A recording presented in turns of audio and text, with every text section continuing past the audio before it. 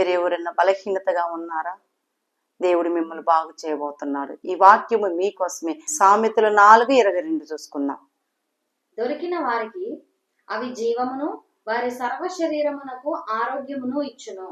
ఎందుకంటే దేవుడు ఏదంటే శరీరమునకి దేవుడు వాక్యం దొరుకుతున్నప్పుడు సర్వ శరీరాలకి మనకి స్వస్థతలు, ఆరోగ్యాలు దేవుడు ఇవ్వబోతున్నారు. మీరు ఇప్పుడు బలహీనలుగా ఉన్నారు కాబట్టి ఈ దేవుడి వాక్యం మీకు దొరుకుతున్నది.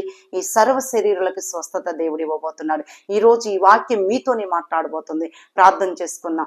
మహాపరిశుద్ధుడువు, మా గనుడు, నిత్య నివాసి, పరలోకపు రాజా, నీకు వందనాలు, స్తోత్రములు తండ్రి. సర్వ శరీరములకి ప్రభువా ఈ వాక్యము ప్రతి రోగములను స్వస్థపరచండి ప్రభా. నాయన అయా వాక్యం దొరికిన వారికి నాయన అయా స్వస్థత అంటున్నావు కదా ప్రభా.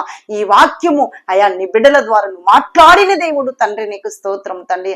ఎవరు బలహీనులో, ఎవరు అనారోగ్యంలో, ఎవరు అస్వస్థతలో ఈ రోజు వాళ్ళందరినీ బాగు చేయి, స్వస్థత కలిగించి, ఆరోగ్యం కలిగించి, బలమును, శక్తిని ప్రసాదించండి ప్రభా. ఈ రోజు బిడ్డలను తాకేసయ్యా, బాగు చేయి, స్వస్థత కలిగించి, ఆరోగ్యం ప్రసాదించండి. ఈ రోజంతా బిడ్డలను తాకయ్యా. ఈ చూస్తున్న బిడ్డలంతా మీరు ముట్టి బాగు చేయమని యేసునామమున తండ్రి, ఆమేన్.